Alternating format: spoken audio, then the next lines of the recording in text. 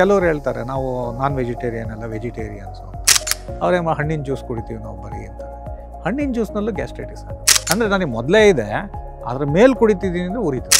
So ಇವರೆಲ್ಲ ಏನು ಮಾಡ್ತಾ ಇರ್ತಾರೆ ಅಂದರೆ ಮಾತ್ರೆಗಳು ತೊಗೋತಾ ಇರ್ತಾರೆ, ಕಮ್ಮಿ ಆಗಲ್ಲ, ನಂಗೆ ಹೋಗ್ತಾ ಇಲ್ಲ ಅಂತ ಮಾತ್ರೆ ನುಂಗ್ತಾ ಇರ್ತಾರೆ, ಗ್ಯಾಸ್ಟ್ರೈಟಿಸ್ ಆಗ್ತಾ ಇರ್ತಾರೆ. ನೀವು ಎಲ್ಲಿವರೆಗೂ ಇದನ್ನು ಸರಿ ಮಾಡಲ್ವೋ ಅಲ್ಲಿವರೆಗೂ ನಿಮ್ಗೆ ಗ್ಯಾಸ್ಟ್ರೈಟಿಸ್ ಹೋಗಲ್ಲ.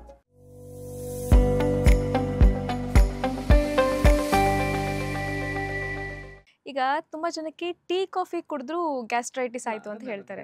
ಇವಾಗ ಹಾಲು ಏನಾಗುತ್ತೆ ಅಂತಂದರೆ ಮಕ್ಕಳಿರೋವರೆಗೂ ಸರಿ, ಅದಾದಮೇಲೆ ಏನಾಗುತ್ತೆ ಅಂದರೆ ಹಾಲಿಗೆ ಹುಳಿ ಹಿಂಡಿದ್ರೆ ಹೆಂಗೆ ಹೊಡೆಯುತ್ತೋ ಹಂಗೆ ನಮ್ಮ ಹೊಟ್ಟೆನೆಲ್ಲ ಆ್ಯಸಿಡ್ ಇದೆ, ನೀವು ಹಾಕ್ತಿದ್ದಂಗೆ ಒಡೆದೋಗುತ್ತೆ ಒಳಗಡೆ, ಅದು ತೊಳಸುತ್ತೆ ಹೊಟ್ಟೆ, ಅದು ಪ್ರಾಬ್ಲಮ್ಮು.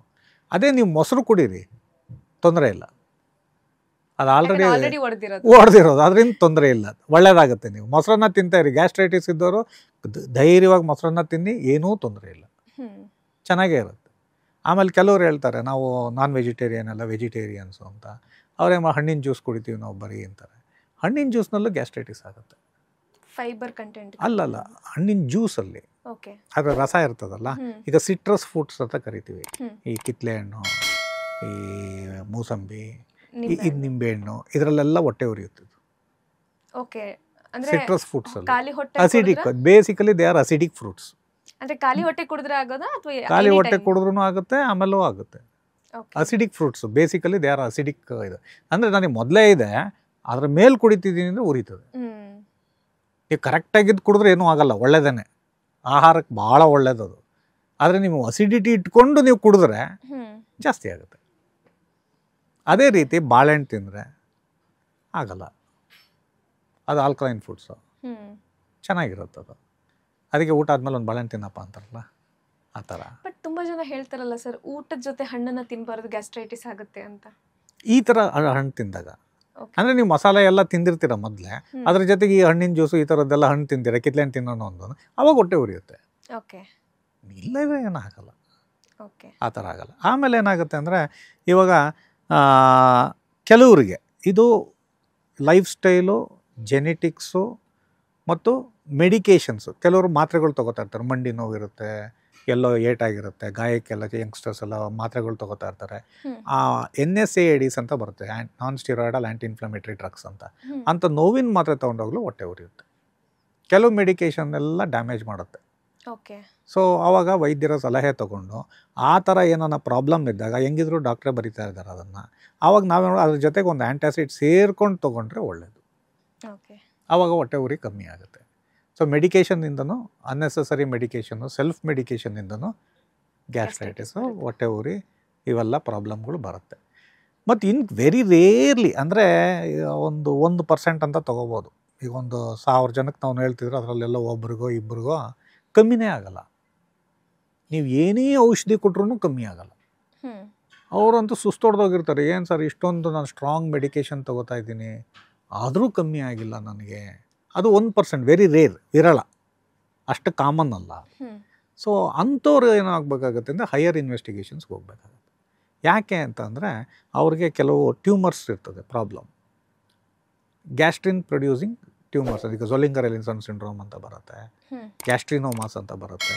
ಇವೆಲ್ಲ ಏನು ಮಾಡುತ್ತೆ, ಜಾಸ್ತಿ ನಮ್ಮ ಗ್ಯಾಸ್ಟ್ರಿನ್ ಉತ್ಪತ್ತಿ ಮಾಡಿ ಆ ಸೆಲ್ಗಳಿಗೆ ಆ್ಯಸಿಡ್ ಜಾಸ್ತಿ ಉತ್ಪಾದನೆ ಮಾಡೋ ಅಂಥ ಒಂದು ಪ್ರಚೋದನೆ ಕೊಡುತ್ತೆ. ಆವಾಗ ಏನಾಗುತ್ತೆ, ಇನ್ನೂ ಉರಿ ಜಾಸ್ತಿ ಆಗ್ತಾ ಇರ್ತದೆ. ಅವ್ರಿಗೆ ಏನು ಮಾಡಿದ್ರು ಕಮ್ಮಿ. ಅಂಥವ್ರಿಗೆ ಸರ್ಜಿಕಲ್ ಟ್ರೀಟ್ಮೆಂಟೇ ಕರೆಕ್ಟ್ ಟ್ರೀಟ್ಮೆಂಟ್ ಅವ್ರಿಗೆ. ಸೊ ಇದೊಂದು ಸಮಸ್ಯೆ, ಜೆನೆಟಿಕಲಿ ಅಂದರೆ ಕಾಯಿಲೆಗಳಿಂದ ಬರತಕ್ಕಂಥ ಗ್ಯಾಸ್ಟ್ರೈಟಿಸು. ಇನ್ನೂ ಕೆಲವ್ರಿಗೆ ಬೈಲ್ ರಿಫ್ಲೆಕ್ಸ್ ಅಂತ ಬರುತ್ತೆ. ಇದು ಕಾಮನ್ನೇ, ಇದು ರೇರ್ ಅಲ್ಲ, ಇದು ಕಾಮನ್ನಾಗೆ ಬರ್ತಾ ಇದೆ. ಅದಕ್ಕೆ ನಾವು ಯಾವುದೇ ಗ್ಯಾಸ್ಟ್ರೈಟಿಸ್ ಪೇಷಂಟ್ ಆದರೂ ಒಂದು ಹೊಟ್ಟೆ ಸ್ಕ್ಯಾನ್ ಮಾಡ್ರಪ್ಪ ಅಂತ ಹೇಳ್ತೀವಿ. ಯಾಕೆ ಅಂತಂದರೆ ಇಲ್ಲಿ ಪಿತ್ತಕೋಶ ಇದೆ, ಇಲ್ಲಿ ಪಿತ್ತಕೋಶದಲ್ಲಿ ಕಲ್ಲುಗಳಾಗ್ತದೆ. ಆ ಕಲ್ಲುಗಳಾದಾಗ ಬೈಲ್ ರಿಫ್ಲೆಕ್ಸ್ ಆಗುತ್ತೆ. ಅಂಥವ್ರಿಗೆ ಆಲ್ಕಲೈನ್ ಗ್ಯಾಸ್ಟ್ರೈಟಿಸ್ ಅಂತ ಕರಿತೀವಿ. ಸೊ ಇವರೆಲ್ಲ ಏನು ಮಾಡ್ತಾ ಇರ್ತಾರೆ ಅಂದರೆ ಮಾತ್ರೆಗಳು ತೊಗೋತಾ ಇರ್ತಾರೆ, ಕಮ್ಮಿ ಆಗಲ್ಲ, ನಂಗೆ ಹೋಗ್ತಾ ಇಲ್ಲ ಅಂತ ಮಾತ್ರೆ ನುಂಗ್ತಾ ಇರ್ತಾರೆ, ಗ್ಯಾಸ್ಟ್ರೈಟಿಸ್ ಆಗ್ತಾ ಇರ್ತಾರೆ. ನೀವು ಎಲ್ಲಿವರೆಗೂ ಇದನ್ನು ಸರಿ ಮಾಡಲ್ವೋ ಅಲ್ಲಿವರೆಗೂ ನಿಮ್ಗೆ ಗ್ಯಾಸ್ಟ್ರೈಟಿಸ್ ಹೋಗಲ್ಲ. ನಾವು ಮಾತ್ರೆ ತೊಗೋತಾ ಇರ್ತೀವಿ, ತಿಂತಾ ಇರ್ತೀವಿ, ಹೋಗೋದೇ ಇಲ್ಲ ಅದು. ಸೊ ಆವಾಗ ಯಾವಾಗ ನೀವು ಇಲ್ಲಿಗೆ ಟ್ರೀಟ್ಮೆಂಟ್ ನೀವು ಸರಿ ಮಾಡ್ತೀರೋ ಆವಾಗ ಇದು ಸರಿ ಹೋಗುತ್ತೆ. ಕೆಲವರಿಗೆ ಪ್ಯಾನ್ಕ್ರಿಯಾಟೈಟಿಸ್ ಇರುತ್ತೆ. ನಾವೇನು ಮಾಡ್ತೀವಿ, ಎಲ್ಲರಿಗೂ ಅಪ್ಪರ್ ಅಬ್ಡಮನ್ ಇಲ್ಲಿ ಹೊಟ್ಟೆ ಉರಿಯೋದನ್ನು ಕಾಮನ್ನಾಗಿ ಇದು ಕಾಮನ್ನೇ, ಎಸ್ಪೆಷಲಿ ಕುಡುಕರಿಗೆ, ಆಲ್ಕೋಹಾಲ್ಸ್ಗೆ. ಕುಡುಕರು ಅನ್ಬಾರ್ದು, ಆಲ್ಕೋಹಾಲಿಸಮ್ ಇರೋರು, ಮದ್ಯಪ್ರಿಯರು ಕರೆಕ್ಟ್ ವರ್ಡ್ ಅದು, ಮದ್ಯಪ್ರಿಯರಿಗೆ ಏನಾಗುತ್ತೆ ಅಂದರೆ ಪ್ಯಾನ್ಕ್ರಿಯಾಟೈಟಿಸ್ ಅಂತ ಒಂದಿದೆ. ಸ್ಟಮಕ್ ಹಿಂಭಾಗ, ಹೊಟ್ಟೆ ಹಿಂಭಾಗದಲ್ಲೇ ಒಂದು ಪ್ಯಾನ್ಕ್ರಿಯಾಸ್ ಅಂತ ಇರುತ್ತೆ.